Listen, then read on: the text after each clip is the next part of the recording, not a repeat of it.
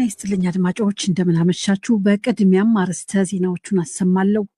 ትግራይ ክልል በኢኮኖሚ ፖለቲካና ማህበራዊ ጸጥታ ስጋት ውስጥ መሆኗ ተነገረ።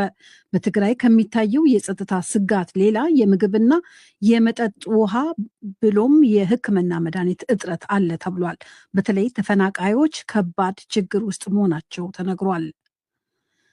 የአዲሱ የቬኔዙዌላ ጊዜያዊ አስተዳደር በማዱሮ ዘመን እስር ላይ የነበሩ በርካታ ታዋቂ የፖለቲካ እስረኞችን ለቀቀ። የሩሲያ ሰው አልባ አውሮፕላን በዩክሬን መዲና ኪቭ እና አካባቢው ላይ ከባድ ጥቃት አደረሱ። ኢራን ውስጥ በተከሰተው የኑሮ ውድነት ምክንያት የተነሳው ጸረ መንግስት ተቃውሞ ዛሬም ተባብሶ እንደቀጠለ ነው። ዜናው በዝርዝር ትግራይ ክልል በአሁኑ ወቅት በኢኮኖሚ ፖለቲካዊ፣ ማህበራዊና የጸጥታ ስጋት ውስጥ እንደምትገኝ በክልሉ የሚንቀሳቀስ የፖለቲካ ፓርቲ መሪ ያመለከቱ። ክልሉ ከጦርነት ፋታ አግኝቶ ብዙም ሳይቆይ ሌላ ጦርነት ያንዣበበበት ያሉት የአረና ትግራይ ሉዓላዊነት ፓርቲ ሊቀመንበር አቶ አምዶም ገብረስላሴ ትግራይ ክልል የሻዕቢያና የህወሓት እንዲሁም የፋኖ እንቅስቃሴዎች በአንድ ወገን፣ በሌላ ወገን ደግሞ የፌዴራል መንግስት እንቅስቃሴዎች አሉ ብለዋል። ትግራይ ላይ በጣም በኢኮኖሚያዊ ፖለቲካዊና ጸጥታዊ ማህበራዊ ቀውስ ላይ ነው የሚገኘው። በጣም ህብረተሰቡ በረሃብ የሚሞትበት፣ ወታደራዊ ፍጥጫዎች ያሉባት፣ ሰላሟን በአንድ ቀን በአንድ ሰከንድ መበላሸት የሚችል ህብረተሰቡም በጣም በአሰቃቂ ሁኔታ ህይወቱ እያጣ ያለበት ሁኔታ ነው እና በጣም አስቸጋሪ ሁኔታ ነው ያለው የትግራይ ህዝብ ማለት እንችላለን። በትግራይ ከሚታየው የጸጥታ ስጋት ሌላ የምግብ እጥረት በተለይም ተፈናቃዮች የምግብ፣ የንጹህ ውሃ መጠጥ እና የመሰረታዊ ሕክምና ቁሳቁስ እጥረት መኖሩን ተናግረዋል። በትግራይ ክልል ለመንቀሳቀስ አዲስ የተቋቋመው የሹም ተንቤን ፓርቲ የበላይ ጠባቂ አቶ ገብረ ሚካኤል ተስፋዬ በበኩላቸው በክልሉ የሚታየው መፈናቀል፣ ረሃብ፣ የፍትህ እጦት አጠቃላይ የህወሓት ወይም በክልሉ ያለው ስርዓት ወለድ ችግር ነው ብለዋል። በትግራይ ውስጥ ያሉ እየተፈጠሩ ያሉ ችግሮች አጠቃላይ ሁሉም የፖለቲካ ውጤት ናቸው ብለን የምናምነው በክልሉ ያለው የፖለቲካ ዝቅጠት፣ የፖለቲካ ውድቀት የፈጠረው ነው። ረሃቡም፣ ማዕቀሉም፣ የፍትህ እጦቱም አጠቃላይ ክልሉ ያለው ችግር ህወሓት ወይ ደግሞ በክልሉ ያለው ስርዓት ወለድ ነው ብለን ነው የምናምነው። ስለዚህ እሱ መቅረፍ የምንችለው ደግሞ በፖለቲካ ተደራጅተን እንድታገል ነው እሱ ማስወገድ የምንችለው። ስለ ትግራይ ወቅታዊ ሁኔታ ሙሉ ዘገባውን በማህበራዊ ገጾቻችን ላይ ታገኙታላችሁ አድማጮች። በሐዋሳ ከተማ በደረሰ የእሳት ቃጠሎ አደጋ እናትና አንድ ልጃቸው ህይወት ማለፉን የከተማዋ ፖሊስ መምሪያ ገለጸ። መምሪያው እንዳስታወቀው ትናንት እኩለ ሌሊት አካባቢ የደረሰው አደጋ በታቦር ክፍለ ከተማ በሚገኝ የመኖሪያ መንደር ውስጥ ነው። በአደጋው የእናትና ልጅ ህይወት ማለፉን የመምሪያው ረዳት ኮሚሽነር ግርማ ማቴዎስ ለዶይቼ ቬለ ተናግረዋል። ሐዋሳ ከተማ ታቦር ክፍለ ከተማ ለቤት ላይ አንድ ብሎክ ሰዓት ተነስቷል። እናትና ልጅ ናቸው። አንድ ቤት ውስጥ ነው የሚኖሩት። ሁለቱም አጥተዋል። በአደጋው ከጠፋው የሰው ህይወት በተጨማሪ ለጊዜው ግምታቸው ያልታወቀ 15 ቤቶች በቃጠሎ መጎዳታቸውን ረዳት ኮሚሽነሩ ተናግረዋል። ፖሊስ የአደጋውን መንስኤ እያጣራ እንደሚገኝ መግለጹን የሐዋሳው ወኪላችን እሸዋንግዛው ወጋየሁ ዘግቧል። የአዲሱ የቬኔዙዌላ ጊዜያዊ አስተዳደር በማዱሮ ዘመን እስር ላይ የነበሩ በርካታ ታዋቂ የፖለቲካ እስረኞችን ለቀቀ። ጊዜያዊ መንግስቱ እስረኞችን የለቀቀው በዋሽንግተን ጥያቄ መሰረት መሆኑን ፕሬዚዳንት ትራምፕ ተናግረዋል።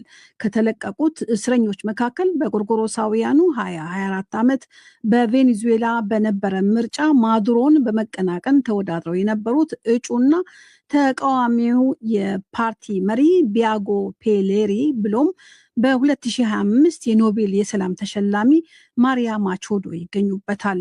የአሜሪካው ፕሬዝደንት ዶናልድ ትራምፕ የእስረኞቹን መፈታት በማወደስ በሚቀጥለው ሳምንት የ2025 የኖቤል የሰላም ተሸላሚዋ ማሪያ ማቻዶ አሜሪካንን እንደሚጎበኙ ተናግረዋል። ማቻዶ አሜሪካ ላይ እንኳን ደህና መጣች ስላት በደስታ ነው ሲሉም ትራምፕ አክለዋል። ይሁንና ትራምፕ ምን ሊያደርጉ እንዳቀዱ በዝርዝር አልተናገሩም። በተባበሩት አረብ ኤሚሬቶች የሚደገፈው የደቡብ የሽግግር ምክር ቤት የተሰኘው የደቡብ የመን ተገንጣይ ቡድን መፍረሱን አስታወቀ።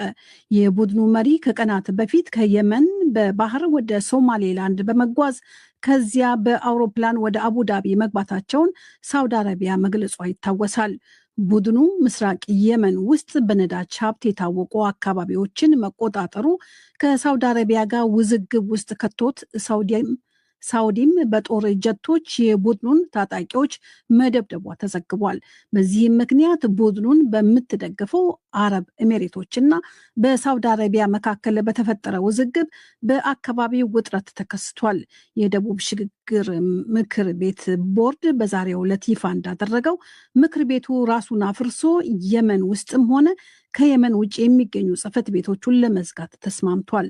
ምክር ቤቱ ራሱን ለማፍረስ የወሰነው የደቡብ የመንን የወደፊት እጣ ፈንታ በሚመለከት ሪያድ ላይ ለታቀደው ጉባኤ መንገድ ለመጥረግ እንደሆነ የምክር ቤቱ ዋና ጸሐፊ መግለጻቸውን ሮይተርስ ዛሬ ዘግቧል። አድማጮች በመከታተል ላይ ያላችሁት ከዶቼ ቬለ በቀጥታ የሚሰራጨውን የምሽቱን የዓለም ዋና ዋና ዜና ነው። ኢራን ውስጥ በተከሰተው የኑሮ ውድነት ምክንያት የተነሳው ጸረ መንግስት ተቃውሞ ዛሬም ተባብሶ እንደቀጠለ ነው። የኢራን መንግስት በበኩሉ በአገር አቀፍ ደረጃ የኢንተርኔት አገልግሎትንና የዓለም አቀፍ የስልክ መስመሮችን ዘግቷል። የፈረንሳይ የዜና ወኪል አዣንስ ፍራንስ ፕሬስ እንደዘገበው በኢራን ተቃውሞ ተጠናክሮ የቀጠለው ስደት ላይ የሚገኙት የኢራኑ ልዑል የተቃውሞ ጥሪ ካስተላለፉ በኋላ ነው። የኢንተርኔትና የስልክ መስመሮች ከመዘጋታቸው በፊት በማህበራዊ መገናኛ ብዙሃን የተጋሩ ቪዲዮዎች እንደሚያሳዩት በቴህራንና በሌሎች ከተሞች አደባባይ የወጡ ተቃዋሚዎች ሞት ለአምባገነኑ፣ ሞት ለኢስላሚክ ሪፐብሊክ የሚሉ መፈክሮችን ሲያሰሙ ታይተዋል። አንድ መቀመጫውን ኖርዌይ ያደረገ የኢራን ሰብአዊ መብት መንግስታዊ ያልሆነ ድርጅት እንዳስታወቀው በኢራን ህዝባዊ ተቃውሞ ከጀመረ ወዲህ 45 ተቃዋሚዎች በጸጥታ ኃይሎች ተገድለዋል። ከ2200 በላይ ደግሞ ታስረዋል። የሩሲያ ሰው አልባ አውሮፕላን በዩክሬን መዲና ኪቭና አካባቢው ላይ ባደረሰው ጥቃት 4 ሰዎች ተገደሉ፣ 19 ሰዎች ደግሞ ቆሰሉ። የኪቭ ከንቲባ ቪታሊ ክሊችኮ እንደተናገሩት ጥቃቱ በመኖሪያ ህንፃዎችና በመሰረተ ልማት ላይም ከፍተኛ ጉዳት አድርሷል። በምዕራብ ዩክሬን በሉቪቭ ከተማ ላይ የደረሰው የባሊስቲክ ሚሳኤል ጥቃት እጅግ ከፍተኛ የሚባል ውድመት በመሰረተ ልማት አውታሮች ላይ ማድረሱን የዩክሬኑ ጦር አስታውቋል። መዲና ኪቭ ላይ የሚገኘው የአሜሪካ ኤምባሲ በመጪዎቹ ቀናት ሩሲያ ከፍተኛ የተባለ የአየር ጥቃት ልታደርስ እንደምትችል ትናንት ሐሙስ አስጠንቅቆ ነበር። በሰሜናዊ ጀርመን የጣለው ከባድ በረዶ ረጅም ርቀት የመጓጓዣ ባቡሮችን አስቆመ። ትምህርት ቤቶችም ተዘግተዋል። የጀርመን የአየር ሁኔታ አገልግሎት ዛሬ አርብ በሰሜናዊ ጀርመን ስለተከሰተው ከባድ የአየር ሁኔታ ከትናንት ጀምሮ ሲያስጠነቅቅ ነበረ። ዛሬ አመሻሹ ላይ በሰሜናዊቷ ሃምቡርግ ከተማ ዙሪያ ዳግም ከፍተኛ በረዶ እንደሚጥል ማስጠንቀቂያዎች ተናግረዋል። በሰሜናዊ ጀርመን በተለይም ወደ በርሊን፣ ሃምቡርግ እና ሃኖቨር የሚጓዙ የረጅም ርቀት ባቡሮች ተቋርጠዋል። በከባድ በረዶ ምክንያት ሃምቡርግ ከተማ መሃል ወንዝ ላይ የተዘረጋ ትልቅ ድልድይም ተዘግቷል። ከዚህ በተጨማሪ በሃምቡርግ አካባቢ ትምህርት ቤቶች ተዘግተዋል። ወደ 273 ሺህ የሚጠጉ ተማሪዎች፣ አብዛኞቹ በመንግስት ትምህርት ቤት ውስጥ የሚገኙ ተማሪዎች ቤታቸው እንዲቆዩ ተደርጓል። ከሃምቡርግ ከተማ ሌላ በብሬመን ከተማ እንዲሁም በከፊል በሰሜናዊ ዛክሶኒያ ግዛት ትምህርት ቤቶች ዛሬ ዝግ ሆነው ውለዋል። ይህ